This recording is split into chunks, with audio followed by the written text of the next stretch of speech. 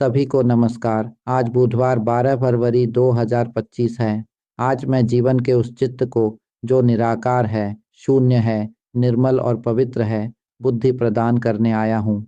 हमारे भीतर वह तत्व है जो सभी वस्तुओं का मूल है और हम स्वयं वही शुद्ध तत्व हैं। परंतु हमें यह ज्ञात ही नहीं कि हम उसी शुद्ध तत्व पर आधारित हैं। हम निरंतर बाहरी सजावटों और मुक्ति की खोज करते रहते हैं, जबकि हमारे पास पहले से ही वह शुद्ध तत्व है जो सुख और दुख दोनों से परे है और सभी प्रकार की रचनाओं से भी ऊपर है। बस हमें धारा के विपरीत जाकर भीतर जागना है, अपने ही शुद्ध तत्व का बोध करना है। तब हमें सबसे मूल्यवान और सबसे शक्तिशाली चीज प्राप्त होगी, वह धर्म धातु, वह तत्व जो आदि से ही स्वाभाविक है। यही स्वभाव हमारे चित्त का है। यह वही तत्व है जो शून्यता का सार है, निर्मल और अति पवित्र। जैसे हमारे सामने पारदर्शी शून्यता हो जिसे हाथों से पकड़ा नहीं जा सकता, उसी शून्यता में वायु का अस्तित्व है।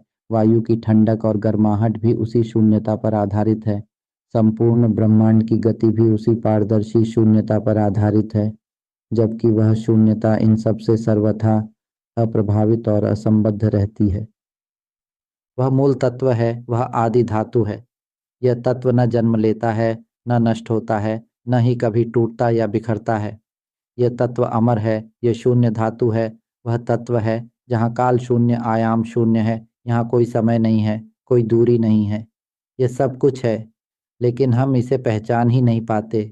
इस संसार में कभी किसी ने इस शुद्ध तत्व की व्याख्या हम सबको समान रूप से नहीं की। जन्म से ही माता पिता ने हमें यह बात कभी नहीं सिखाई। शिक्षक ने भी कभी यह शिक्षा नहीं दी। जब हम बच्चे थे और पढ़ाई करने गए, तब भी किसी ने चित्त या शुद्ध तत्व जो पहले से ही हमारे भीतर है, उसके बारे में कभी स्पष्ट रूप से नहीं बताया।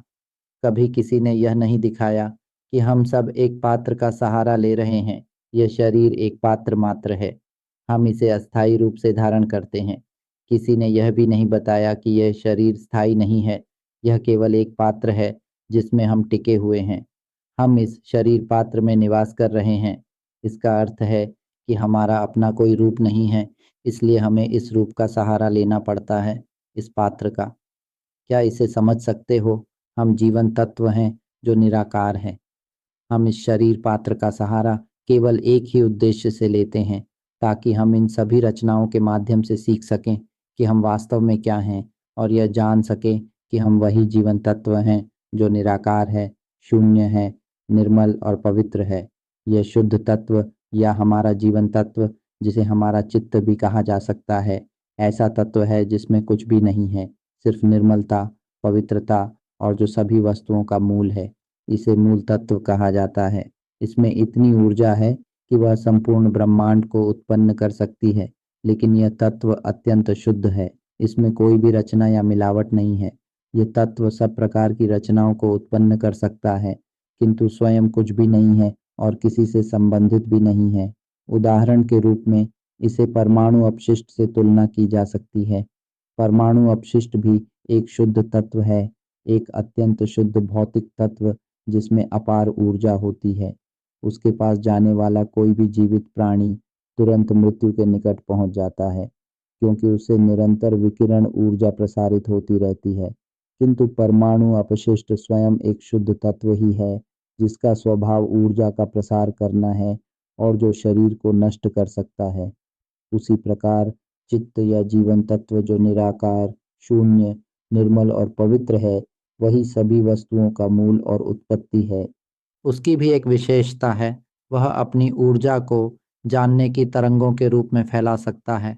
वह ऐसी ऊर्जा फैला सकता है जो कंपनों के रूप में प्रकट होती है, और ये कंपन अनुभव कर सकती है, सीख सकती है। अब यहाँ से विषय और सूक्ष्म हो जाता है, इसे सही ढंग से समझो। हमारे भीतर केवल अज्ञान ही है, और यही अज्ञान हमारे शुद्ध तत्व की प्रारंभिक विशेषता है। इसलिए हमारा शुद्ध तत्व सीखना चाहता है। जो मैं कह रहा हूँ वही सत्य है, मैं केवल सत्य ही कहूँगा। लेकिन हम में से अधिकांश लोग इस सत्य को स्वीकार नहीं कर पाते। इसे स्वीकार करो। मैं यह नहीं कह रहा कि अंधविश्वास करो, न ही किसी कल्पना में उलझने की शिक्षा दे रहा हूँ। मैं तो केवल सत्य की ओर संकेत कर रहा हूँ। चाहे तुम उसे स्वीकार कर सको या नहीं, लेकिन जो स्वीकार करेगा उसमें एक आघात सा घटेगा, आंसू बहेंगे और वह बंधन से मुक्त हो जाएगा। तब वह इस शुद्ध तत्व को पाएगा और जान लेगा कि हम संपूर्ण ब्रह्मांड के साथ एक ही सार हैं, निर्मल पारदर्शी तत्व जो ब्रह्मांड में समाया है और जो सब कुछ जानता है। तब हम जन्म मरण के चक्र से मुक्त हो जाएंगे, फिर कभी जन्म नहीं होगा। जब यह साक्षात्कार हो जाएगा तब यह चित्त दोबारा उत्पन्न नहीं होगा और हम कभी भी दुखी नहीं होंगे। क्या हम इसे स्वीकार कर सकते हैं? हम अब कभी दुखी नहीं होंगे और अब कभी जन्म नहीं लेंगे। क्या हम इसे स्वीकार कर सकते हैं? क्या हम सचमुच दुख से मुक्त होना चाहते हैं? क्या तुमने कभी ध्यान दिया है कि जब हम नए जन्म में आए तो हम इस शरीर पात्र में कैसे आकर बसे? बचपन से ही पीछे मुड़कर देखो कि हम इस शरीर पात्र में कैसे आकर बसे, किसने हमें भेजा और हम वास्तव में क्या हैं। क्यों हम खुद को किसी और पात्र में नहीं डाल सकते? क्यों हमें इसी शरीर पात्र में आकर रहना पड़ा? क्यों हम चुन नहीं सकते कि हमें किस पात्र में आना है? क्यों हम चाहकर भी किसी और शरीर में नहीं जा सकते? क्यों हम बेहतर शरीर नहीं चुन सकते? क्यों हमें मनचाहा परिवार नहीं मिला? क्यों हमें बेहतर वंश नहीं मिला? क्यों हम ऐसे पात्र में नहीं आ सके जिसमें केवल सफलता ही सफलता हो? क्यों हम अपनी इच्छा से इस पात्र को चुन नहीं पाए? हम इस पात्र में कैसे आकर बसे, हमें पता ही नहीं। और जब हम इस पात्र में आ गए तब हमने सब कुछ सीखना शुरू किया। चित्रों को याद करना शुरू किया, आवाज़ों को याद करना शुरू किया, बोलना सीखा, इस शरीर को नियंत्रित करना सीखा, इसे इस्तेमाल करते करते निपुण हो गए। फिर खाने पीने के लिए भाग दौड़ शुरू हुई, एक दूसरे को चोट पहुंचाना शुरू किया, मारना पीटना, क्रोध, घृणा, बदला, पाप, सब शुरू हो गया। हम जीविका के लिए संघर्ष करने लगे, पढ़ाई में सबसे ऊंचा स्तर हासिल करने लगे, संसार के हर ज्ञान को पाने की कोशिश करने लगे, सिर्फ उस चीज के लिए जिसे हमने पैसा नाम दिया। आखिर ये संघर्ष किस लिए? सिर्फ उस कागज के लिए जिसे हम पैसा कहते हैं। और पैसा किस लिए? ताकि एक थाली खाना खा सकें, ताकि जी सकें। यही सब है। और यह तो पशुओं से कोई भिन्न नहीं। हम न जाने कितनी बार पशुओं के शरीर पात्र में जाकर बसे हैं, पर किस लिए? सिर्फ खाने के लिए। जानते हो, जब यह शरीर टूटकर बिखर जाता है, मर जाता है, क्योंकि यह शरीर अधिक देर तक टिक नहीं सकता, तब हम इस शरीर पात्र का उपयोग करते हैं, जैसे कोई सीप का खोल लेकर उसमें रहता है, जैसे कोई केकड़ा सीप का खोल ढूंढकर उसमें धीरे धीरे घुसकर बस जाता है। फिर जब थोड़ा बड़ा हो जाता है तो वह खोल तंग पड़ जाता है, वह खोल छोड़कर नया खोल ढूंढता है और उसमें चला जाता है। उसी प्रकार जब यह शरीर टूटकर बिखर जाता है, मर जाता है, वह कल भी हो सकता है, परसों भी हो सकता है, यह अधिक देर तक रह नहीं सकता। इस पात्र के टूटने के कारण हर समय बने रहते हैं। चलते चलते गिरकर सिर फूट गया, समाप्त। चलते चलते किसी ने टक्कर मारी, समाप्त। चलते चलते दुर्घटना हुई, डाल टूटकर सिर पर गिरी, समाप्त। चलते चलते एक बड़ा नारियल सिर पर आ गिरा, समाप्त। चलते चलते कोई तेज वस्तु आकर टकराई, समाप्त। हम इस पात्र में आकर बस गए और फिर भूल बैठे कि यह पात्र हमारा है और यह लंबे समय तक टिकेगा। यदि हम अब सत्य को समझ लें तो जान पाएंगे कि यह शरीर तो बस अस्थाई है, केवल एक उद्देश्य से हमें मिला है और यह अधिक देर तक नहीं टिकता। इसका अपना आयु सीमा है, यह लंबे समय तक रहने वाला नहीं। इस बात को हमेशा याद रखना, यह अधिक देर तक टिकेगा नहीं।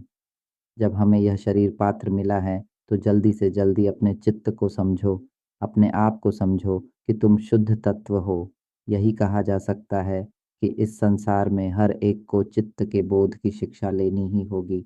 आओ अब चित्त का ज्ञान सीखो। हमारे पास चित्त है, हमारे पास शुद्ध तत्व है, लेकिन फिर भी हम चित्त को नहीं पहचानते, शुद्ध तत्व को नहीं पहचानते। इसे ही तो बड़ी दयनीय अवस्था कहते हैं, अत्यंत दयनीय। क्यों? क्योंकि किसी ने हमें यह सिखाया ही नहीं। अब मैं आगे कहता हूँ, मैंने ये टेप बनाए हैं ताकि केवल जीवन के सार की बात कर सकूं, विश्व शांति के सार की बात कर सकूं, हमारे मूल तत्व की बात कर सकूं। हम वही मूल तत्व हैं जो पारदर्शी है, शुद्ध है और जो पूरे ब्रह्मांड को समेट लेता है। मुझे इस पर कोई संदेह नहीं है। मेरे पास बहुत से शिष्य हैं जिन्होंने इस तत्व को जान लिया है। मैंने यह सब पहले ही साझा किया है। तुम सबको बस मेरी टेपें सुननी हैं और तुम सब इस तत्व को जान लोगे। चाहे बच्चा हो, सब सुन सकते हैं। 1 साल 2 साल के बच्चे को भी टेप चला दो।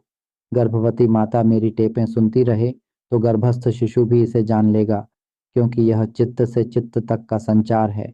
यह संबंध की डोर सब तक पहुंच सकती है। मेरी टेप हर दिन सुनो, जब तक कि उसका स्वर तुम्हारे चित्त में निरंतर गूंजता न रहे। तब तुम एक चमत्कार अनुभव करोगे। ये हल्का होगा, ये खुला होगा, और तब तुम इस स्थूल तत्व से मुक्त हो जाओगे, उस भावना से मुक्त हो जाओगे कि हम मनुष्य हैं। तब हम जानेंगे कि हम अत्यंत शुद्ध तत्व हैं, जो न जन्म लेता है और न ही दुखी होता है। हम बदल जाएंगे, मानो बिल्कुल दूसरे व्यक्ति बन जाएंगे, और किसी भी चीज से दुखी नहीं होंगे। चाहे बच्चा हो, बूढ़ा हो, विकलांग हो, स्त्री हो या पुरुष, हर लिंग, हर उम्र, हर जाति, हर स्थिति, हर मत, हर धर्म, हर राष्ट्र, हर समुदाय, सब सुन सकते हैं। लेकिन हम सब ने अपने आप को देशों में बांट लिया है, अपने अपने धर्मों में बांट लिया है, अलग अलग मतों में बांट लिया है, जनजातियों और समाजों में बांट लिया है। हमें बांटना पसंद है, हमें निरंतर सोचना और गढ़ना पसंद है। हम यह बनाते हैं, वह गढ़ते हैं, यह कल्पना करते हैं, वह मान्यता स्थापित करते हैं। जैसे हम इस कागज को पैसा मान लेते हैं और फिर उसी कागज के दास बन जाते हैं, धन के दास बन जाते हैं। पैसा तो सुविधा के लिए बनाया गया था, पर आज हम इसके गुलाम हो गए हैं। हम धन के पीछे उलझे रहते हैं, धन से सब कुछ खरीदते हैं, धन से एक दूसरे को नष्ट करते हैं। यहाँ तक कि कुछ लोग इतने दुखी हो जाते हैं कि स्वयं को ही नष्ट कर लेते हैं, अपना जीवन और अवसर खो देते हैं। जबकि उन्हें अपने चित्त का बोध होना चाहिए था, लेकिन वे चित्त को जानते ही नहीं। जन्म से ही किसी ने हमें चित्त के बारे में नहीं सिखाया, कोई पारंगत नहीं हुआ, किसी ने स्पष्ट नहीं किया कि हम ही चित्त हैं, हम ही जीवन तत्व हैं, निराकार, पारदर्शी और अत्यंत पवित्र तत्व। वही मूल तत्व जिससे सब कुछ उत्पन्न हुआ है। पूरा ब्रह्मांड इसी पारदर्शी तत्व से निकला है, और हम सब एक ही हैं। हम सब, चाहे मनुष्य हों या पशु, सब एक ही तत्व के हैं, सब एक ही सार के हैं, पर हम इसे नहीं जानते। हम इस शरीर पात्र में कैसे आ गए, यह भी नहीं जानते। और जब इसमें आकर सब कुछ सीख लिया, तब भी हम यह नहीं जानते कि वास्तव में हमें चाहिए क्या। हम निरंतर दुख से मुक्ति का मार्ग खोजते रहते हैं, लेकिन मुक्त नहीं हो पाते। जब तक हम जन्म लेते रहेंगे और इन पात्रों में बसते रहेंगे, तब तक हम दुख से मुक्त नहीं होंगे। दुख वैसे ही बना रहेगा। कहना चाहता हूँ कि हम जन्म ही दुख भोगने के लिए लेते हैं। देखो तो सही, जन्म लेते ही हमें इस शरीर पात्र का दास बनना पड़ता है। हमें संघर्ष करना पड़ता है ताकि इसे भोजन देकर जीवित रख सकें। फिर हमें उस चीज के पीछे भागना पड़ता है जिसे हमने खुद गढ़ा है और जिसे पैसा कहते हैं। हमने पैसा बनाया, पर अंत में उसके दास बन गए। सुबह से शाम तक संघर्ष करते हैं सिर्फ पैसे के दास बने रहने के लिए। ये वैसा ही है जैसे हम हमेशा जंजीरों से बंधे हों, हमेशा पिंजरे में कैद हों। जहां भी वह हमें खींच कर ले जाए, हमें रेंगते हुए पीछे जाना पड़ता है। हम जन्म लेते ही समाज के दास बन जाते हैं, इस शरीर पात्र के दास बन जाते हैं।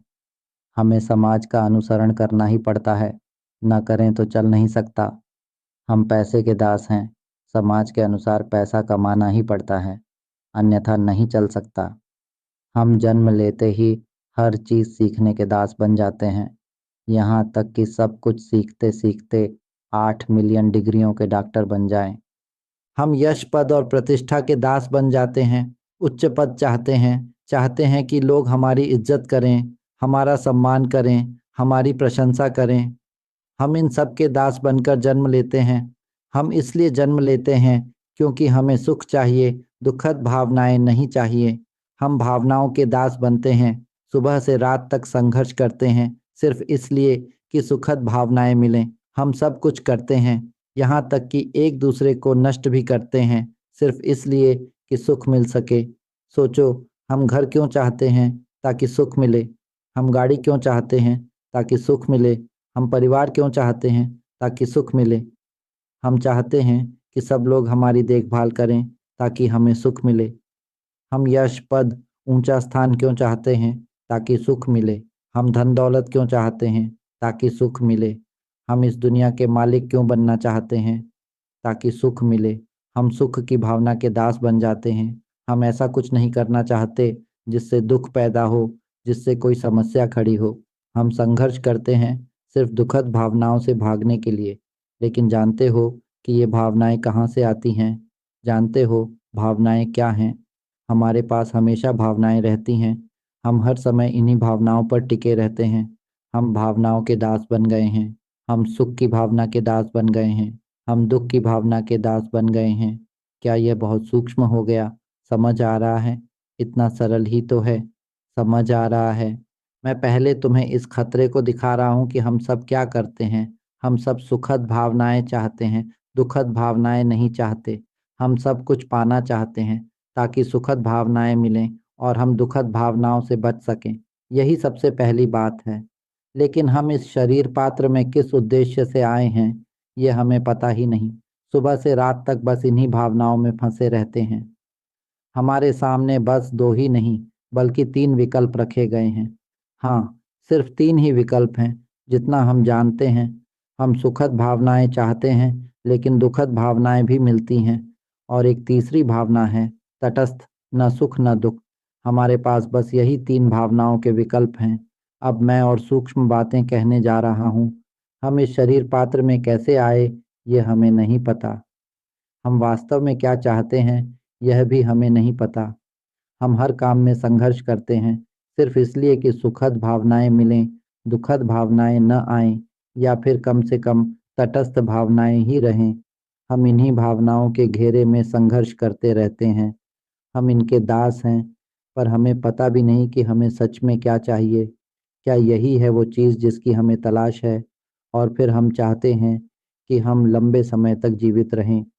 हम नहीं चाहते कि हम बूढ़े हों, बीमार हों, क्योंकि इससे दुखद भावनाएं आएंगी। हम ऐसा नहीं चाहते। और हम मरना भी नहीं चाहते क्योंकि वह भी दुखद भावनाएं लाता है।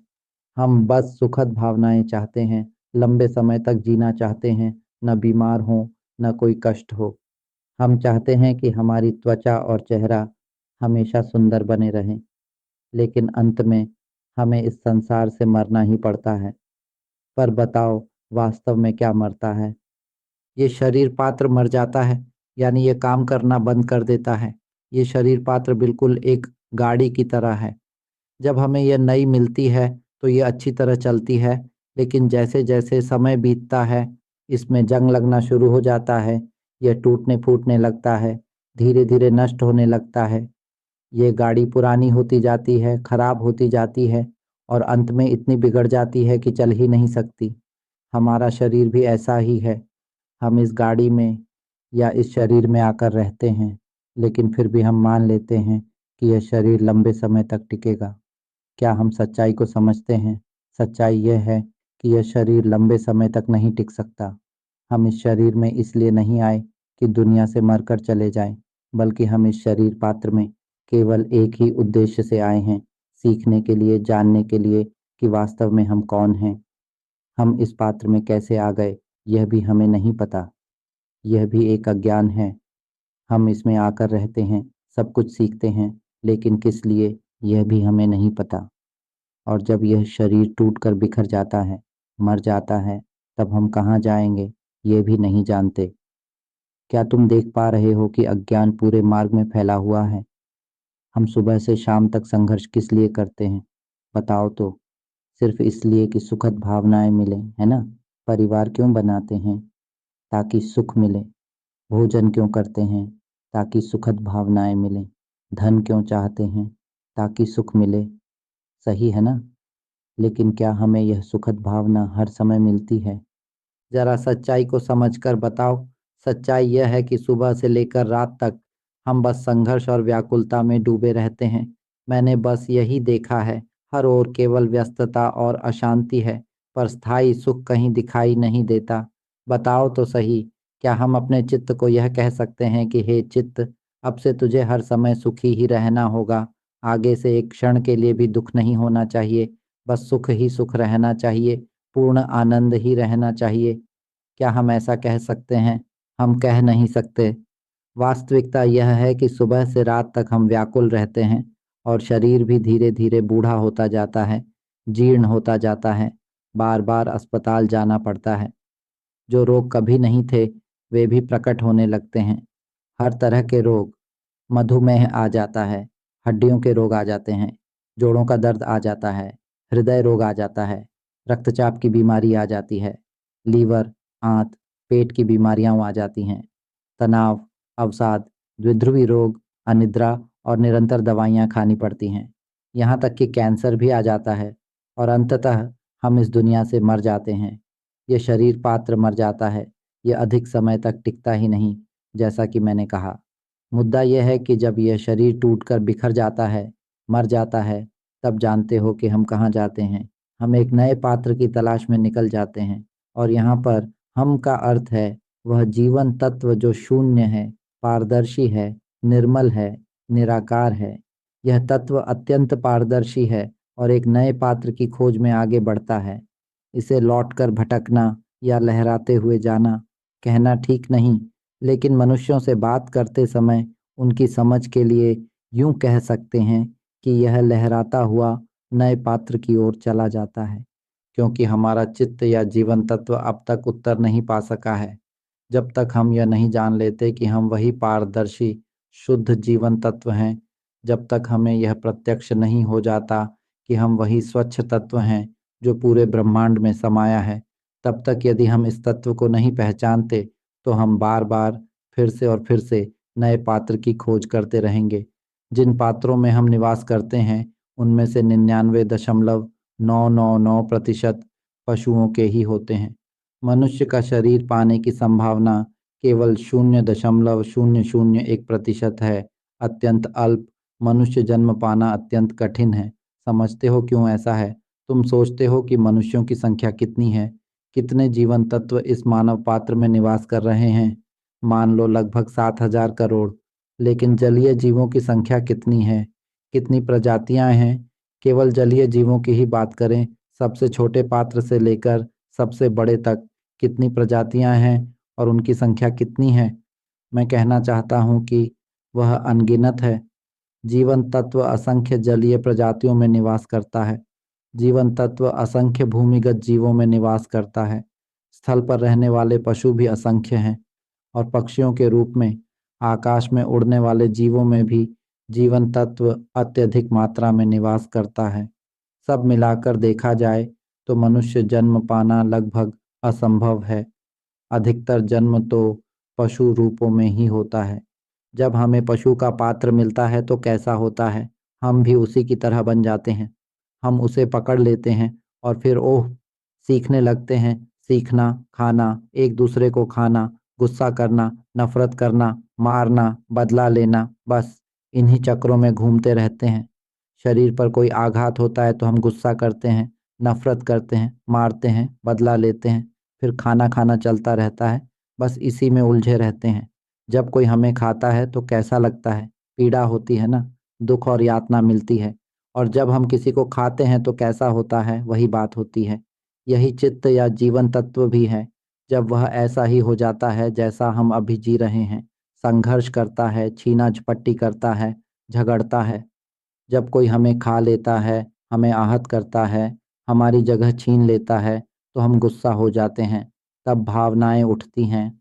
भावनाएं ऊर्जा हैं जो जीवन तत्व से उमड़कर बाहर आती हैं और इन्हीं अवस्थाओं में हम फिर एक और परत में फंस जाते हैं।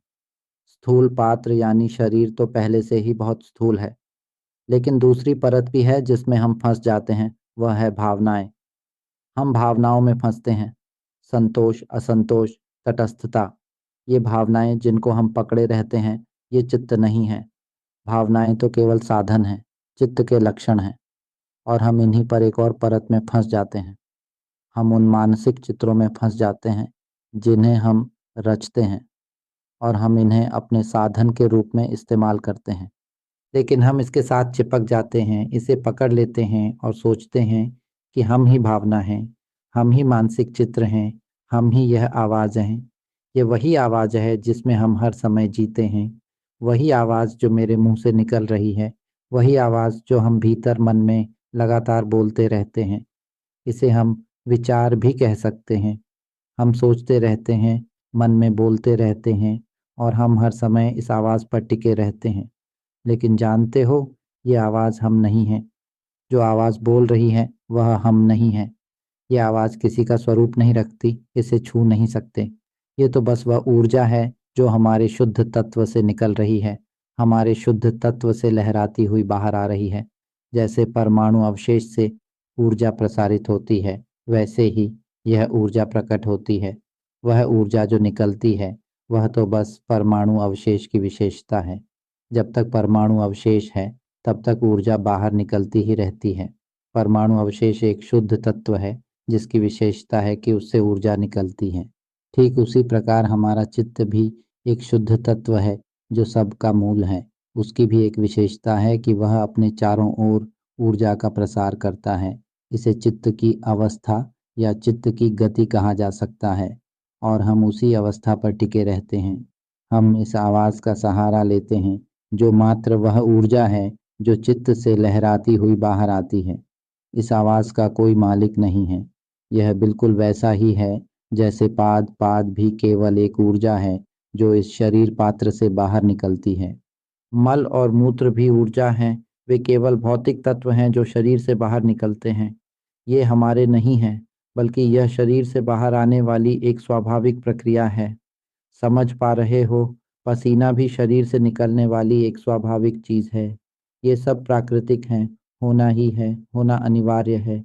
समझ रहे हो, हमारे चित्त की भी एक विशेषता है। यह सजावट कर सकता है और जान सकता है, लेकिन यह जानना और सजावट करना केवल उपकरण हैं, केवल चित्त की विशेषताएं हैं, वे स्वयं चित्त नहीं हैं। ये बिंदु समझ में आ रहा है? एक और उदाहरण देखो। अगर हम सूर्य को देखें तो उससे प्रकाश निकलता है। ये सूर्य की विशेषता है, ये सूर्य की अवस्था है कि उससे प्रकाश फैलता है। उसी प्रकार सूर्य से ऊष्मा निकलती है और विद्युत चुंबकीय तरंगें तथा चुंबकीय क्षेत्र भी फैलते हैं। लेकिन हम इनमें से कोई भी नहीं हैं। अगर हम उपमा दें कि हम सूर्य हैं, तो जो कुछ भी हमारे चारों ओर फैल रहा है, वह हम नहीं हैं, बल्कि केवल हमारी विशेषता है। समझ रहे हो? लेकिन हम उल्टा मानते हैं कि हम ही प्रकाश हैं, हम ही ऊष्मा हैं, हम ही विद्युत तरंगे और चुंबकीय क्षेत्र हैं जो फैलते हैं, और हम ये बिल्कुल नहीं जानते कि हम तो स्वयं सूर्य हैं। यही उपमा है। अब भीतर लौटो और इसे और स्पष्ट देखो। हम तो वास्तव में अंडे की जर्दी हैं। हम अंडे के सफ़ेद हिस्से का सहारा लेते हैं ताकि वह हमारी रक्षा कर सके, और यह अंडे का सफ़ेद हिस्सा फिर एक और परत अंडे का छिलका बना देता है ताकि वह हमें और भी सुरक्षित रख सके। हम इन दो परतों का सहारा लेकर सुरक्षित रहते हैं, लेकिन हम उल्टा मानने लगते हैं कि हम ही अंडे का छिलका हैं, हम ही अंडे का सफ़ेद हिस्सा हैं, और हम यह कभी जान ही नहीं पाते कि हम तो वास्तव में अंडे की जर्दी हैं। हम यह नहीं जानते कि हम अंडे की जर्दी हैं, क्योंकि जर्दी ही सबसे शुद्ध तत्व है। यह केवल एक उपमा है शुद्ध तत्व को समझाने के लिए। यह शुद्ध तत्व स्वयं यह नहीं जान सकता कि वह शुद्ध है। वह तभी जान सकता है जब वह सजावट और अनुभव का सहारा ले। जब वह सजावट का सहारा लेता है, अंडे के सफ़ेद हिस्से का सहारा, तो वही सफ़ेद हिस्सा तरंगित होकर यह सीखने लगता है कि वास्तव में वह क्या है। लेकिन यह भीतर नहीं देखता, बल्कि बाहर जाकर सीखता है। वह छिलका बना लेता है और खुद को ढक लेता है, फिर हर चीज़ सीखने लगता है और मान लेता है, मैं हूँ, मैं सब कुछ देखता हूँ, मैं सब कुछ जानता हूँ, मैं कौन हूँ। हम सब भी इन्हीं साधनों का सहारा लेते हैं, इन पात्रों का सहारा लेते हैं, सजावट और उपकरणों का सहारा लेकर जीते हैं। लेकिन कभी किसी ने यह नहीं सीखा कि हम वास्तव में वह जीवन तत्व हैं जो निराकार है, शून्य है, पारदर्शी और शुद्ध है, जो सबका मूल है। किसी ने भी कभी चित्त को नहीं सीखा और किसी को इसकी परवाह तक नहीं हुई। जन्म से अब तक हम यह तक नहीं जान पाए कि हम ही चित्त हैं, वही जीवन तत्व हैं। हम फिर जाकर सब कुछ जान लेते हैं, दुनिया की हर विद्या में निपुण हो जाते हैं, लेकिन फिर क्या होता है? हमें दुख भी होता है, सुख भी मिलता है, बस इतना ही। और फिर हम धन के तत्व में बदल जाते हैं, यही सब होता है, और फिर इस दुनिया से मर जाते हैं। लेकिन चित्त नहीं मरता। हमारा चित्त फिर नया पात्र ढूंढता है, पशु का सहारा लेता है, और फिर वही चक्र। एक दूसरे को खाना, गुस्सा करना, नफरत करना, मारना, बदला लेना। जब वे हमें चोट पहुंचाकर मार देते हैं, जब जलचर मर जाता है, स्थलीय पशु, भूमिगत पशु, पक्षी मर जाते हैं, तब चित्त फिर लहराकर नया पात्र ढूंढ लेता है। जैसा पहले कहा गया, मनुष्य जन्म पाना कठिन है, अत्यंत कठिन। तो फिर नया पशु शरीर मिलता है, फिर वही जीवन, खाना, छिपना, जीने के लिए जूझना, बस यही। और जब वह शरीर भी किसी के द्वारा खाकर नष्ट हो जाता है, तो चित्त फिर नया पात्र ढूंढ लेता है। यही जन्म मरण का चक्र चलता रहता है। बार बार जन्म लेना, बार बार मरना, यह निरर्थक है। हम निरर्थक हो गए हैं, बहुत तुच्छ हो गए हैं। क्या हम में से किसी ने कभी यह अनुभव किया है कि जन्म लेने के बाद मन में यह प्रश्न उठे, हम जन्म क्यों लेते हैं? वास्तव में हमें चाहिए क्या? हमारे पास सब कुछ है, लेकिन फिर भी वह नहीं है जो हमें चाहिए। आखिर हम जन्म क्यों लेते हैं? सब कुछ होते हुए भी वह नहीं मिलता जो चाहिए, और शरीर धीरे धीरे जीर्ण होता जाता है, रोगों से भर जाता है। अब तो तरह तरह की बीमारियां आनी शुरू हो जाती हैं। हम कितने समय तक और रह पाएंगे? आखिर हमें चाहिए क्या? क्यों? और कब हम इस जन्म के चक्र से मुक्त होंगे? हम दोबारा जन्म न लें, ऐसा कैसे हो सकता है? कैसे हम फिर जन्म न लें? कैसे हम फिर दुख और संघर्ष में न लौटें? सुबह से लेकर रात तक हमें निरंतर संघर्ष करना पड़ता है। कब हमें ठहराव मिलेगा? कब हमें सचमुच रुकने का अवसर मिलेगा? क्योंकि यह कभी नहीं रुकता। लेकिन हम जन्म लेते हैं तो संघर्ष करना ही पड़ता है। हर समय सीखना पड़ता है। सीखना, सीखना, सीखना। हर समय कुछ न कुछ सोचने के लिए, सजाने संवारने के लिए, उलझने के लिए। सुबह से लेकर रात तक बस यही चलता रहता है। तो आखिर कब हमें ठहराव मिलेगा? कब हम इस दुनिया में जन्म लेने से मुक्त होंगे? कब हम दुख से सदा के लिए मुक्त होंगे? कब हम फिर से जन्म नहीं लेंगे? यह दिखाई नहीं देता, कुछ पता नहीं है। बस अज्ञान ही है। न जानना, न जानना, हर समय अज्ञान। इसलिए मैंने कहा कि यह चित्त जो शुद्ध तत्व है, उसने ही कारण और शर्तें रची, अनगिनत संभावनाएं बनाई, सजावट और अनुभव उत्पन्न किए, और सब कुछ बनाया। पूरा ब्रह्मांड हमसे ही उत्पन्न हुआ। हमने ही सब कुछ रचा है। सब कुछ आपस में जुड़ा हुआ है। जानते हो, एक बार कल्पना करो कि पूरे ब्रह्मांड को मिटा दो, सब कुछ मिटा दो, अंधकार मिटा दो, प्रकाश मिटा दो, न सूर्य रहे, न ब्लैक होल, न तारे, सब गायब। सब कुछ मिटा दो, यहाँ तक कि धूल का कण भी न रहे। अंधकार और प्रकाश सब मिटा दो, तब क्या बचेगा? बचेगा शून्य, पारदर्शी, निर्मल, अत्यंत पवित्र। वही है मूल तत्व। लेकिन यह ऐसा शून्य नहीं है जिसमें कुछ नहीं है, बल्कि यह स्वयं तत्व का सार है। यह तत्व अत्यंत शुद्ध है, अत्यंत निर्मल है। यह शुद्ध तत्व ऐसा है जिसे हम भाषा या गणना से समझ ही नहीं सकते।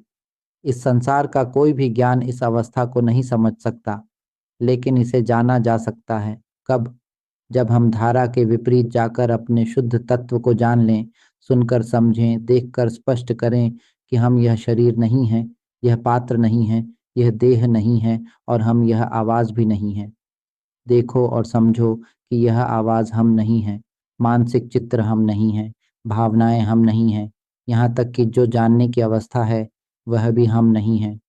जब यह देखा जा सकेगा, तब हम तुरंत इन सब से मुक्त हो जाएंगे, और फिर हम पूरे ब्रह्मांड के साथ एक हो जाएंगे। शून्य, पारदर्शी, निर्मल तत्व। हम इस मूल तत्व को जान सकते हैं, लेकिन हम विचार का उपयोग करके इसे समझ नहीं सकते, क्योंकि विचार तो केवल शुद्ध तत्व की अभिव्यक्ति है। हमारे वर्तमान युग का ज्ञान अभी इस मूल तत्व को समझ नहीं पाया है। विज्ञान अभी इस मूल तत्व तक पहुंच नहीं सका है। वे लगातार सूक्ष्म से सूक्ष्मतर को समझने का प्रयास कर रहे हैं, लेकिन वह ज्ञान अभी पर्याप्त नहीं है।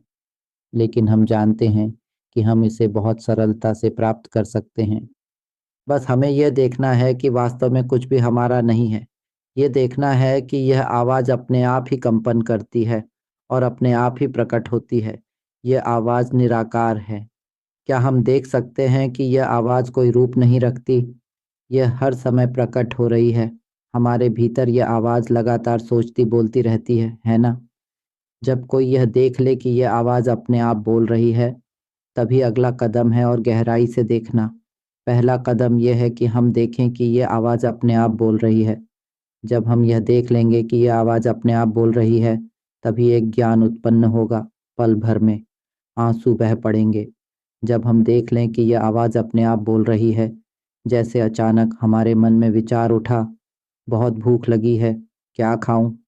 अगर हम देख लें कि यह आवाज़ कह रही है, बहुत भूख लगी है, क्या खाऊं? क्या हमने यह आवाज़ देखी? क्या हमने इसे बोलते हुए देखा? यह अचानक अपने आप कह उठती है, फिर अचानक ही कहती है, अरे! कितने बजे हुए? क्या दोपहर हो गई? देखा? यह इस तरह अपने आप बोल उठती है।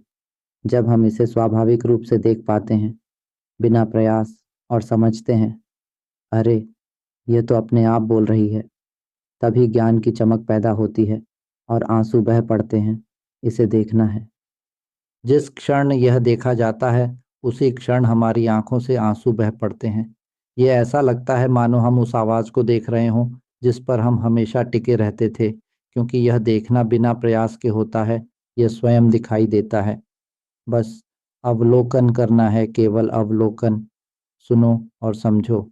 मेरी बात बार बार सुनो जब तक कि मेरी आवाज़ तुम्हारे चित्त में गूंजने लगे। उसके साथ चलो। सोचने की ज़रूरत नहीं, याद रखने की ज़रूरत नहीं। मैं तुम्हें याद रखने या सोचने के लिए नहीं कह रहा, बल्कि उसके साथ चलने के लिए कह रहा हूँ। बस समझो समझो समझो, जब तक कि यह हृदय तक पहुँच न जाए। जब हमारा हृदय, या कहें कि हमारा जीवन तत्व, इस ज्ञान तक पहुँच जाता है और यह उसमें गहराई तक धंस जाता है, तब जब यह जीवन जाग उठेगा पल भर में, ये देख लेगा कि यह आवाज़ जो बोल रही है, हम नहीं हैं। यह अपने आप दिखेगा। हमें बस इतना करना है कि सुनकर समझें, समझते समझते हृदय तक पहुँचे। और अगर इस जीवन में यह जागरण होगा, तो ये देख लेगा कि यह आवाज़ अपने आप बोल रही है। मान लो ये लगातार बोलती रहती है और अचानक कह उठती है, अरे! कितने बजे हैं? क्या दोपहर हो गई? चलो खाना खा लें। ये ऐसे कह उठती है, अरे! कितने बजे हैं? दोपहर हुई या नहीं? चलो खाना खा लें। तब हम चौंक उठते हैं। अरे! ये किसने कहा? ये अचानक ही अवलोकन में आ जाता है, लेकिन पहले सुनकर समझना होगा, समझते जाना होगा, फिर अवलोकन में देख पाना होगा। सत्य तो हर समय प्रकट हो रहा है। मैं तुम्हें विश्वास करने को नहीं कहता, बल्कि अनुभव और प्रमाण लेने को कहता हूँ। आओ, प्रमाण लो, और तब तुम सबसे मूल्यवान चीज़ को पालोगे। तुम्हारे पास चित्त है ही, पर तुमने उसे कभी पहचाना नहीं। ओह! मनुष्यों में किसी ने भी यह बात कभी नहीं सिखाई, लेकिन जिस क्षण यह जाना जाता है, उसी क्षण हमारी आंखों से आंसू बह पड़ते हैं और हम मनुष्यत्व की सीमाओं से मुक्त हो जाते हैं, फिर कभी दुखी नहीं होते। तब विश्व शांति का सार जन्म लेता है और हम सब मिलकर शांतिपूर्वक, सुखपूर्वक रहते हैं। तब हम जान लेते हैं कि हर कोई एक ही सार का है, सब एक ही हैं, सब पारदर्शी तत्व हैं जो पूरे ब्रह्मांड के साथ एक हो जाते हैं। उपमा के रूप में हमारा चित्त उस शून्य पारदर्शी ब्रह्मांड जैसा है। वहाँ एक विस्फोट हुआ, बिग बैंग, और विस्फोट का वह बिंदु ही हमारा मूल तत्व था। वह फटा और उससे ऊर्जा प्रकट हुई। वह ऊर्जा हमारे मूल तत्व से प्रवाहित हुई। वह ऊर्जा मूल तत्व का स्वभाव है। विस्फोट के क्षण ऊर्जा चारों ओर फैल गई और एक दूसरे को आकर्षित करती हुई छोटे छोटे कण बनने लगी। वे कण मिलकर धूलकण बने और फिर तारे बने, और तब हमने उन्हीं धूलकणों से चिपकना शुरू किया और वहीं से एक कौशिकीय जीव के रूप में जीवन प्रकट हुआ। वास्तव में यह सब तो भौतिक तत्व थे जो पहले से बने थे, लेकिन हम भी उसी बिंदु से फट कर निकले, एक पारदर्शी तत्व के रूप में, और हमने इन्हीं चीज़ों से चिपकना शुरू किया। जैसे ही हम चिपके, पल भर में, क्योंकि वह हमारे तत्व को स्पर्श करता है, और हमारा जीवन तत्व वही है जिसका कार्य है सीखना। जब भी कुछ आकर टकराता है, पल भर में हम उससे चिपक जाते हैं और तुरंत सीखना शुरू कर देते हैं। यही मुद्दा है। हमारे जीवन तत्व या शुद्ध तत्व का उद्देश्य यही है। यह अत्यंत शुद्ध है। यह पहले से ही निर्मल है, लेकिन इसमें स्वयं का कोई ज्ञान नहीं है। हमें बुद्धि का ज्ञान चाहिए, और यही चित्त का एकमात्र आहार है। चित्त को किसी और चीज़ की आवश्यकता नहीं है, यानी कि हमें इस शरीर पात्र की आवश्यकता नहीं है, न ही किसी प्रकार की सजावट या रचना की, लेकिन हमें चाहिए समझ, हृदय तक पहुंचना। जब हमारा हृदय, हमारा शुद्ध तत्व, हमारा जीवन तत्व जाग उठेगा, और यह ज्ञान प्रकट होगा कि सभी वस्तुओं में कुछ भी हम नहीं है, तब हम जानेंगे कि हम वही शुद्ध तत्व हैं, अमर तत्व। जिस क्षण यह जीवन तत्व जाग जाएगा और यह जान लेगा कि वह स्वयं शुद्ध तत्व है, वहीं अंत हो जाएगा। फिर हम कभी जन्म नहीं लेंगे, क्योंकि हम जान लेंगे कि किसी भी चीज़ में मैं नहीं है, सब कुछ हमारी चाहत नहीं है। हम जान लेंगे कि हम क्या हैं और फिर किसी चीज़ का सहारा नहीं लेंगे। अभी हम इस शरीर का सहारा लिए हुए हैं। क्यों सहारा लेना पड़ा? क्योंकि हम अत्यंत शुद्ध, अत्यंत पारदर्शी, निराकार तत्व हैं। इसीलिए हमें इस रूप का सहारा लेना पड़ा, यानी इस शरीर पात्र का। और हमने कई पात्र बदल कर देखे, तब जाकर हमें यह सबसे श्रेष्ठ पात्र मिला। ये आसान नहीं था, और अभी हम सबसे भाग्यशाली हैं कि हमें यह सबसे मूल्यवान पात्र मिला है। इस अवसर को व्यर्थ मत जाने दो। हमारे दिन और रात लगातार बीत रहे हैं। अब तक हम क्या कर रहे हैं, क्या खोज रहे हैं, कब जागेंगे?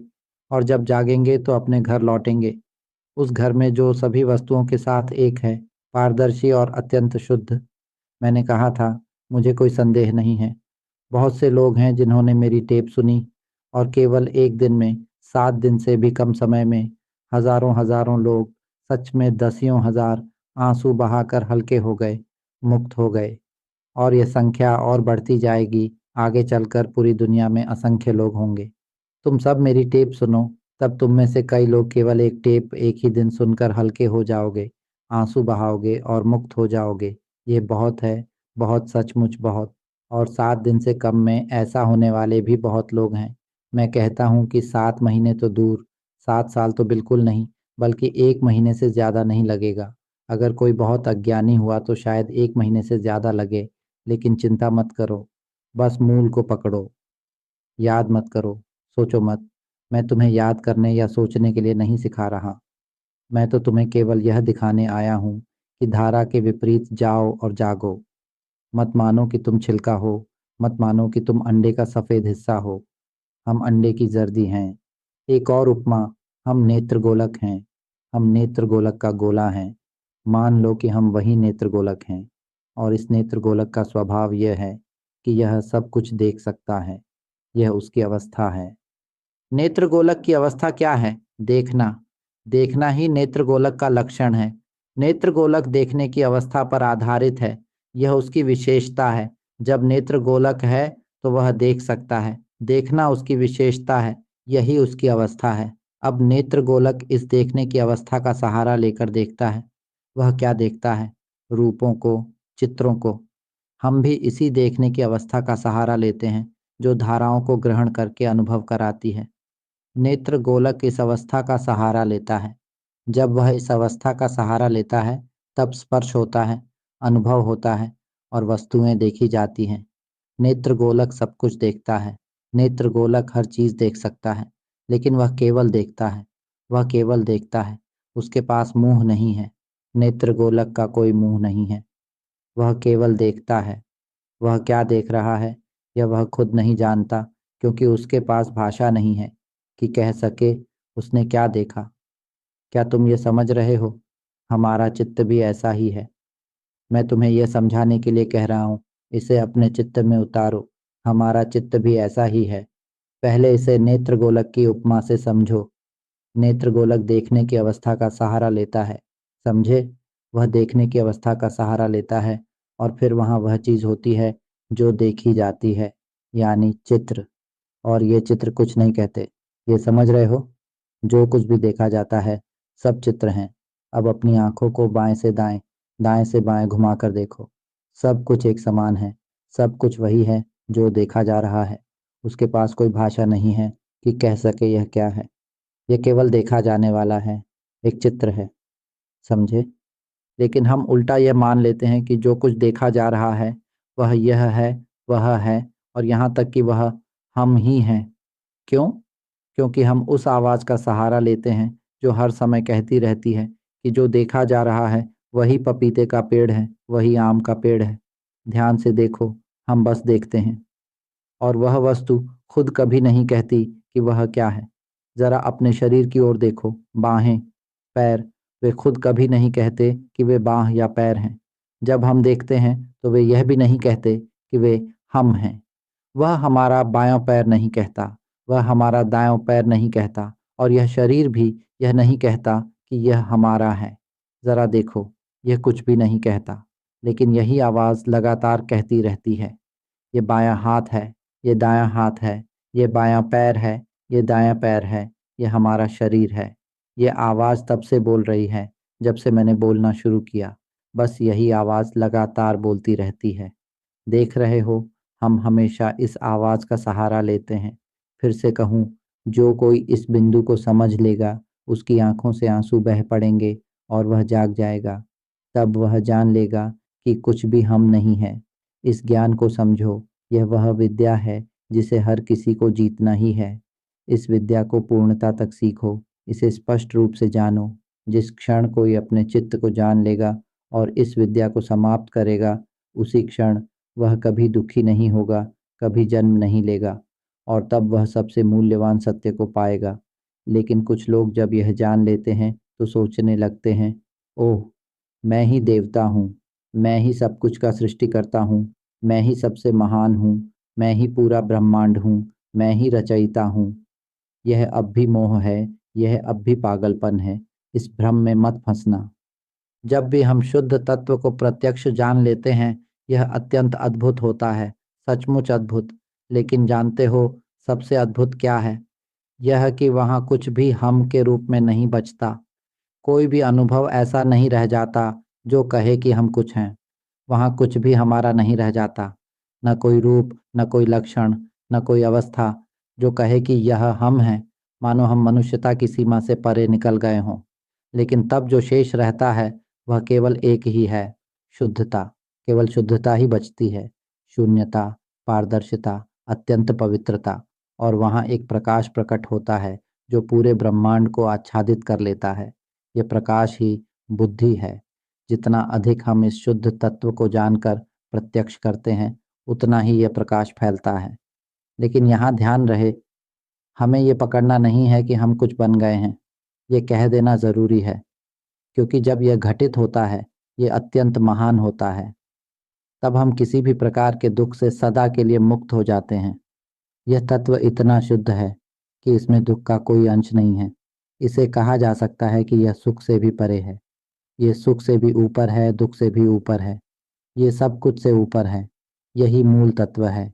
ये अत्यंत निर्मल है, अत्यंत शुद्ध है। इसे किसी भी शब्द में पूरी तरह व्यक्त नहीं किया जा सकता। यह सर्वोत्तम है। अब आगे, हम नेत्र गोलक हैं। इसे उपमा के रूप में समझो। हम नेत्र गोलक हैं। नेत्र गोलक देखने की अवस्था का सहारा लेता है, और यह देखने की अवस्था जब फैलती है और छवियों रूपों से टकराती है जो दृष्टि के लिए प्रकट होते हैं, तो देखो, हम जहाँ भी दृष्टि डालते हैं सब कुछ दिखाई देता है। जो कुछ भी दिखाई देता है वह चित्र है, वह जानने योग्य का प्रकट होना है। ये कभी ये नहीं कहता कि ये क्या है, लेकिन आवाज ही है जो कहती है। यही एक चीज है जिसका हम सहारा लेते हैं, और हम इसी आवाज का सहारा लेने लगते हैं कि यह आकाश है, ये बादल है, ये पेड़ है, ये घर है, ये इंसान है, ये पशु है। आवाज कहती है, लेकिन वस्तुएं खुद कभी नहीं कहती। वस्तुएं तो सब एक समान हैं, सिर्फ चित्र हैं, रूप हैं, प्रकट हुए दृश्य मात्र। जो कोई यहाँ तक देख लेता है, उसकी आंखों से आंसू बह पड़ते हैं। जिसने समझ लिया, उसे बधाई। लेकिन अगर कोई सुनकर उलझ जाए, समझ न पाए, तो यह मत पूछना कि क्यों। मैं यही सलाह दूंगा, जाओ नहा लो, थोड़ा आराम करो, फिर आकर दोबारा सुनो। इसे समझ लो, इतना सरल है, इसे समझ लो। दिमाग का इस्तेमाल मत करो, सोचो मत। ये ज्ञान सोच पर निर्भर नहीं करता। इसका काम है बस अनुसरण करना, उसमें उतरते जाना और धीरे धीरे समझते जाना। अनुसरण करते करते जब यह ज्ञान हृदय तक पहुंच जाए, तब इसे ज्ञान कहते हैं। ऐसा ज्ञान जिसे चित्त खुद देखे, खुद जाने। मैं बस तुम्हारे चित्त को जगाने आया हूँ, तुम्हारे चित्त को जानने के लिए ले जाने आया हूँ। और जब चित्त इस मार्ग पर बढ़ेगा, वह स्वभाव से ही समझेगा, जागेगा। जब समय होगा, चित्त स्वयं मुक्त हो जाएगा। समझे? यही है चित्त से चित्त का प्रसारण। हम मानते हैं कि यह आवाज ही सचमुच है ना? लेकिन आवाज कहाँ है? जरा पकड़ कर देखो। पकड़ सकते हो? नहीं, बिल्कुल नहीं। सही है ना? हम मानते हैं कि इस आवाज़ का कोई स्वरूप है, लेकिन आवाज़ का कोई स्वरूप नहीं है। इसे पकड़ा ही नहीं जा सकता। यह आवाज़ असल में अस्तित्वहीन है। लेकिन हम फिर भी मान लेते हैं कि इस आवाज़ का कोई अस्तित्व है। मैं तुम्हें बताना चाहता हूँ कि वास्तव में कोई बोल ही नहीं रहा और कोई सुन भी नहीं रहा, लेकिन हम यह मान लेते हैं कि हम ही सुन रहे हैं, हम ही अनुभव कर रहे हैं। क्या तुमने ध्यान दिया है? जो अनुभव हो रहा है वह अपने आप हो रहा है ना? सुनने के लिए किसी प्रयास की जरूरत नहीं, फिर भी सुनाई देता है। अनुभव करने के लिए किसी प्रयास की जरूरत नहीं, फिर भी अनुभव होता है। सही है ना? कौन देख सकता है कि यह अपने आप सुन रहा है, अपने आप अनुभव कर रहा है, अपने आप गंध सूंघ रहा है, अपने आप आवाज़ सुन रहा है, अपने आप दृश्य देख रहा है, अपने आप ठंड गर्मी का अनुभव कर रहा है, अपने आप स्वाद का अनुभव कर रहा है। जो कोई देख सके कि यह अनुभव अपने आप हो रहा है, वही समझ पाएगा कि वास्तव में हम नाम की कोई चीज़ नहीं है। उस क्षण बस पूछो, हम कहाँ हैं, और तुरंत चित्त जाग जाएगा और मुक्त हो जाएगा। इसे देखना है। मैं तुम्हें यह दिखा रहा हूँ कि वास्तव में कुछ भी हम नहीं हैं। अब आगे बढ़ते हैं, फिर से नेत्रगोलक की ओर लौटते हैं। नेत्रगोलक देखने की अवस्था का सहारा लेता है ताकि वह चित्रों से टकरा सके। और यदि हमें यह जानना है कि हम नेत्रगोलक हैं, तो हमें देखना होगा कि हर चीज़ केवल दृश्य है जो प्रकट हुआ है। समझे? सही है ना?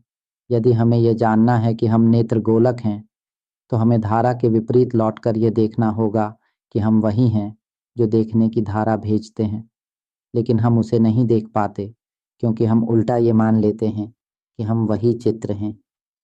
हम सब कुछ देखते हैं और फिर मान लेते हैं कि जो कुछ देखा गया है वही वास्तव में वैसा ही है जैसा हमने देखा, जबकि वह हमारा बिल्कुल भी नहीं है। जो कुछ भी देखा जा रहा है, सही है ना? वह सब हम नहीं हैं, बिल्कुल भी नहीं।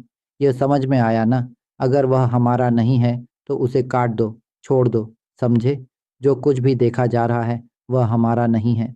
समझे? क्योंकि हम नेत्रगोलक हैं। यह एक उपमा है। धारा के विपरीत लौटो और इसे देखो। हमारा चित्त ऐसा ही है। हम नेत्रगोलक का गोला हैं। हम देखने की अवस्था का सहारा लेते हैं ताकि छवियों को देख सकें।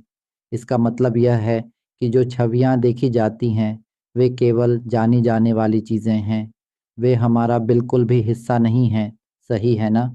और अगर वे हमारा हिस्सा नहीं हैं तो पहले उन्हें हटा दो। केवल देखने की अवस्था को रहने दो।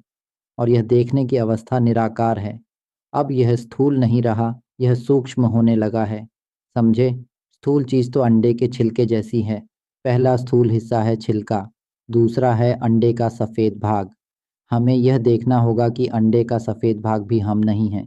तभी हम जानेंगे कि हम वास्तव में अंडे की जर्दी हैं। समझे? नेत्रगोलक देखने की अवस्था का सहारा लेता है ताकि छवियों को देख सके। लेकिन अगर हम यहाँ तक देख लें कि अरे, ये सारी छवियाँ तो निश्चित रूप से हम नहीं हैं, क्योंकि हम तो वह हैं जो देखने गए, तो निष्कर्ष ये है कि जो छवियाँ दिख रही हैं वे हम नहीं हैं। तो फिर हम उन्हें पकड़ क्यों रहे हैं? उन्हें हटा दो, छोड़ दो। अब यह छवियों की परवाह नहीं करेगा। इसे कहते हैं कि अब यह काट चुका है, छोड़ चुका है, मुक्त हो चुका है। अब यह छवियों से नहीं चिपकेगा। पहले यह छवियों से चिपका हुआ था। यह मानता था कि जो कुछ यह देख रहा है वही सच है। अब यह छवियों की ओर ध्यान नहीं देगा। यह भीतर की ओर सिमटने लगेगा। अब यह स्वयं को जानने लगेगा कि बस देखने की एक अवस्था है जो सब कुछ देख रही है, लेकिन यह देखने की अवस्था भी हम नहीं हैं। देखने की अवस्था कहाँ से आती है? आखिर देखने वाला कौन है? अगर हम स्रोत की ओर लौटें तो देखने वाला कौन है? देखने की अवस्था मौजूद है, लेकिन इसे उत्पन्न कौन करता है? इसका मतलब है कि हम ही वह हैं जो इस देखने की अवस्था को उत्पन्न करते हैं। अगर हम यह समझ लें तो देखने की अवस्था भी व्यर्थ हो जाएगी। पहला चरण यह है कि छवियां व्यर्थ हो जाती हैं क्योंकि वे तो पहले ही निरर्थक थीं। देखने की अवस्था ही जाकर छवियों को पकड़ती थी। इसका मतलब है कि छवियां निश्चित रूप से हम नहीं हैं। उन्हें हटा दो, व्यर्थ मान लो। अब केवल देखने की अवस्था बची है। लेकिन यह देखने की अवस्था कहाँ से उत्पन्न होती है? यह अवश्य ही हमसे उत्पन्न होती है, क्योंकि देखने की अवस्था है तो यह किसी स्रोत से आई है ना? जब हम भीतर लौटेंगे तो क्या देखेंगे कि यह नेत्रगोलक से उत्पन्न हुई है? क्या यह हमसे उत्पन्न हुई है? तो क्या इसका मतलब है कि ये देखने की अवस्था भी हम नहीं हैं? देखने की अवस्था व्यर्थ हो जाएगी और तब हम जानेंगे कि हम स्वयं नेत्रगोलक हैं, हम ही चित्त हैं, हम ही जीवन तत्व हैं। जीवन तत्व सदैव विद्यमान है, लेकिन हम यह कभी नहीं जान सकते कि हम जीवन तत्व हैं यदि हम धारा के विपरीत जाकर इसे न जानें। हमें देखना होगा कि हर अवस्था हम नहीं हैं। यही कारण है कि मैंने पहले कहा कि यह देह पात्र निश्चित रूप से हम नहीं हैं, क्योंकि यह अधिक समय तक टिकती ही नहीं। ये शरीर तो बस एक अस्थाई सहारा है, समझे? जब यह शरीर मर जाएगा, हम तुरंत नया शरीर खोजने निकलेंगे और यह क्रम अनंत तक चलता रहेगा। नया शरीर खोजते रहना जब तक कि यह उत्तर न मिल जाए कि हम ही शुद्ध तत्व हैं। तभी यह सब अवस्थाओं को खोजना बंद करेगा और किसी भी शरीर की तलाश नहीं करेगा, समझे? यही है अज्ञान। अब इसे जान लो। अब समय है कि चित्त की विद्या सीखो, चित्त का प्रत्यक्ष ज्ञान लो। अब आगे इस शरीर की चिंता मत करो, इसे छोड़ दो। आओ, अपने चित्त की अवस्थाओं को देखो। यही वह है जिसका हम हमेशा सहारा लेते हैं, और यह वास्तव में बहुत सरल है। सरल है, लेकिन थोड़ी सूक्ष्मता है। जब इसे देख लोगे, उसी क्षण मुक्ति होगी। हमें इसे देखना होगा। चित्त की अवस्थाएं 5 प्रकार की होती हैं। इनमें से एक है आवाज़। वह आवाज़ जो भीतर लगातार बोलती रहती है, सोचते रहना, सोचते रहना, सोचते रहना, यहाँ तक कि मानसिक रोग तक हो जाते हैं। सोचते समझते हम न्यूरोलॉजिकल बीमारियां पाल लेते हैं।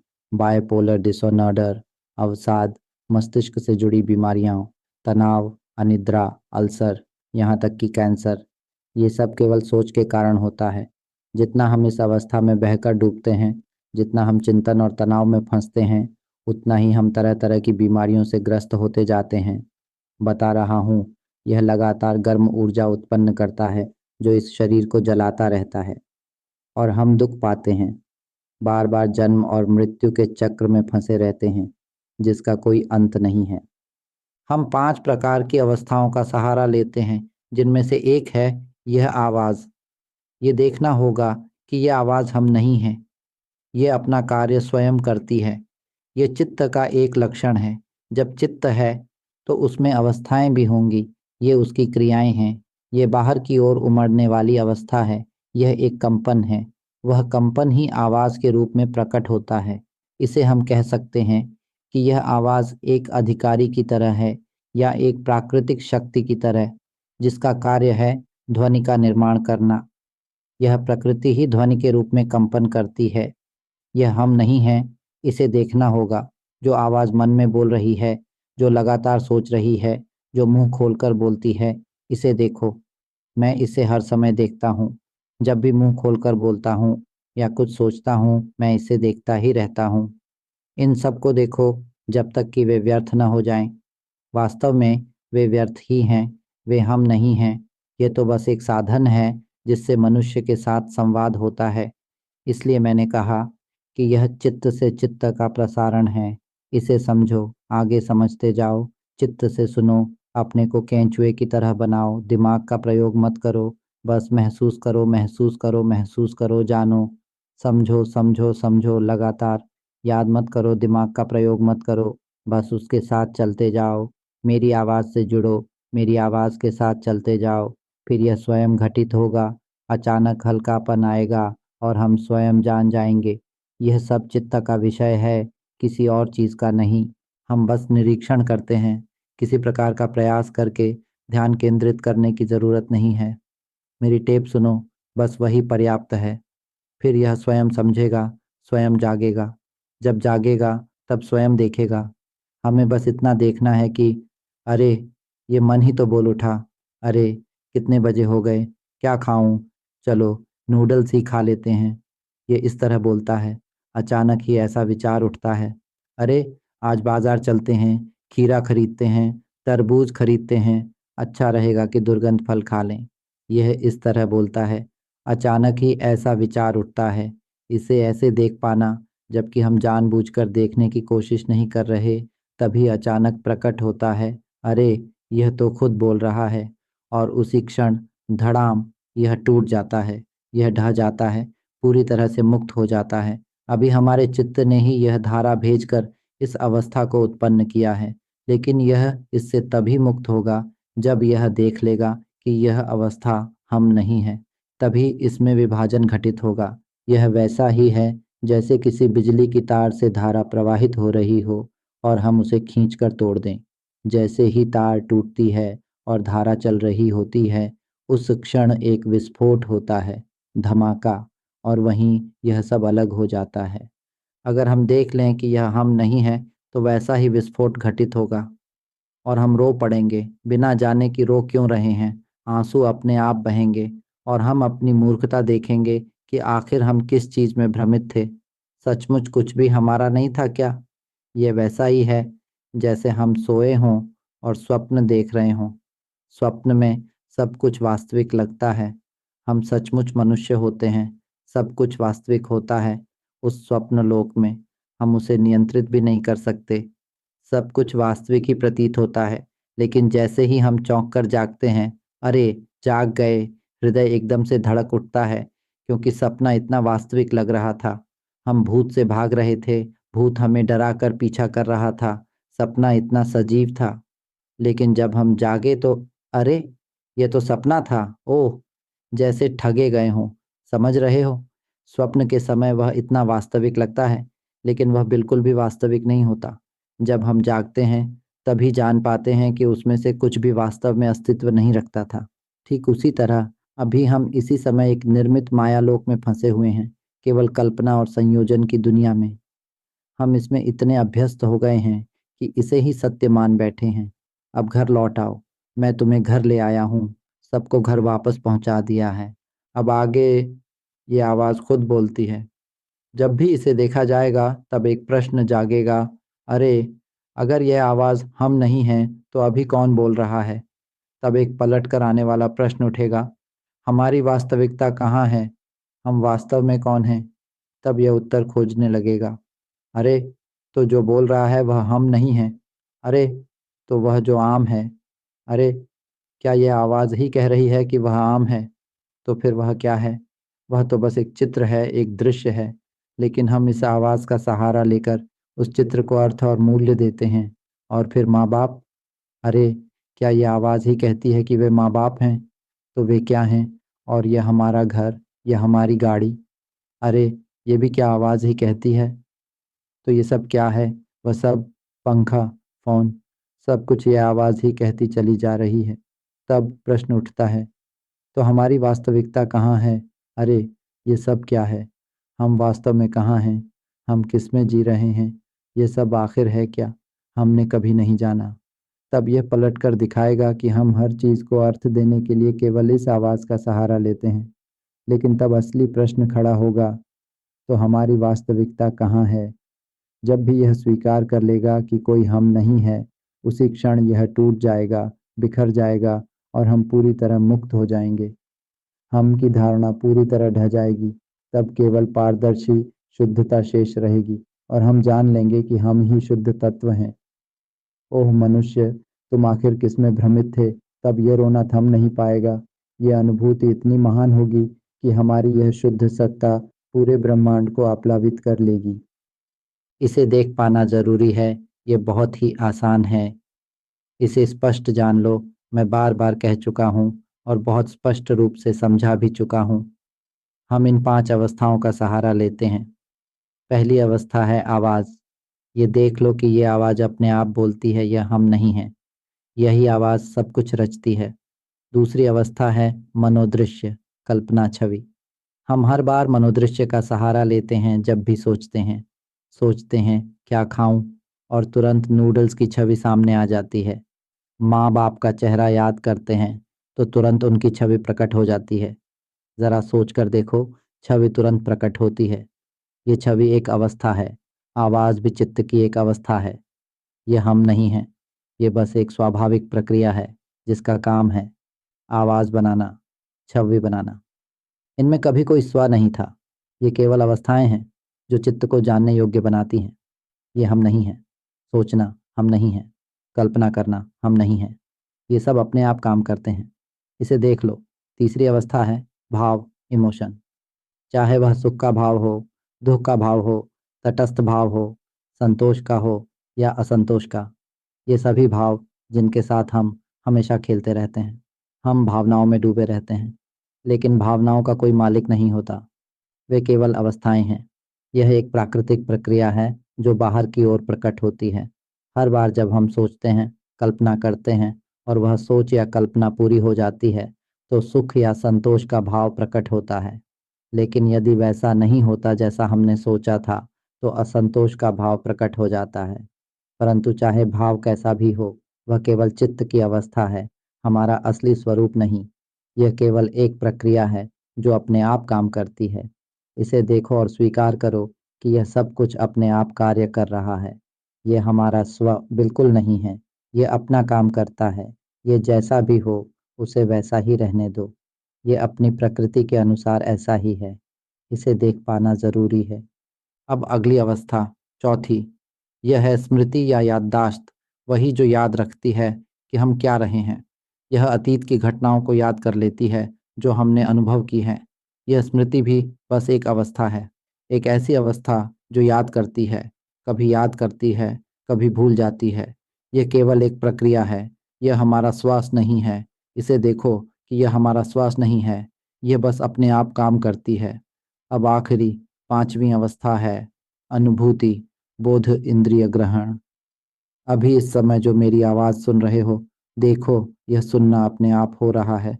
यह स्वयं ही सुन रहा है। यह स्वयं ही देख रहा है। यह स्वयं ही गंध पहचान रहा है। यह स्वयं ही स्वाद जान रहा है। यह स्वयं ही शरीर के जरिए ठंडक गर्मी महसूस कर रहा है। क्या तुम देख सकते हो कि यह सब कुछ अपने आप जान रहा है? ये सारी अवस्थाएं केवल चित्त की अवस्थाएं हैं। ये हमारे ही चित्त की प्रक्रियाएं हैं जो इन उपकरणों का सहारा लेकर कार्य कर रही हैं।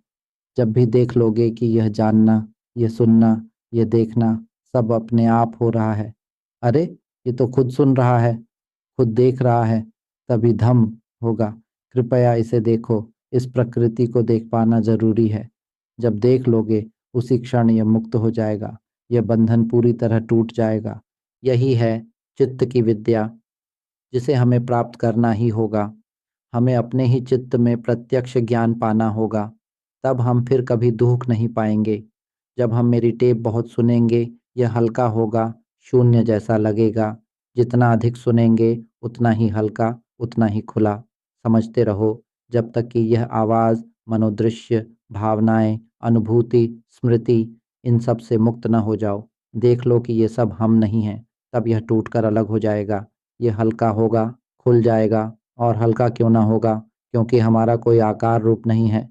हम ही वह पारदर्शी तत्व हैं जो पूरे ब्रह्मांड में व्याप्त है। ये बंधन से छूट जाएगा, मानव होने की धारणा से परे, और तब हम जानेंगे कि वह पारदर्शी तत्व ही हम हैं।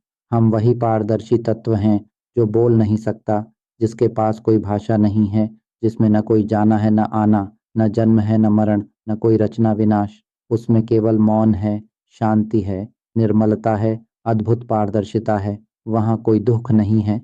वहाँ केवल आनंद है, तृप्ति है, सतत जागृति है। यह स्थिति अत्यंत महान है। यह सदा वर्तमान है। यह सदा सत्य है। यही है जो वास्तव में विद्यमान है, केवल सत्य ही। मैंने आकर तुम्हें यह सत्य दिखा दिया है। अब इसे प्रमाणित करो। इस खेल को जीत लो और इस औचित्य प्रबोधन की विद्या को शिक्षा प्रणाली में शामिल करो। इस पृथ्वी पर हर किसी को इसे सुनकर सीखना चाहिए। तब यह समाज शांति और आनंद से साथ रहेगा। अब और एक दूसरे को मारना, नष्ट करना नहीं होगा, क्योंकि कुछ भी हमारा नहीं है। जब हम जान लेंगे कि कुछ भी हम नहीं है, तब न कोई घमंड होगा, न कोई दिखावा, न एक दूसरे को नष्ट करने की प्रवृत्ति।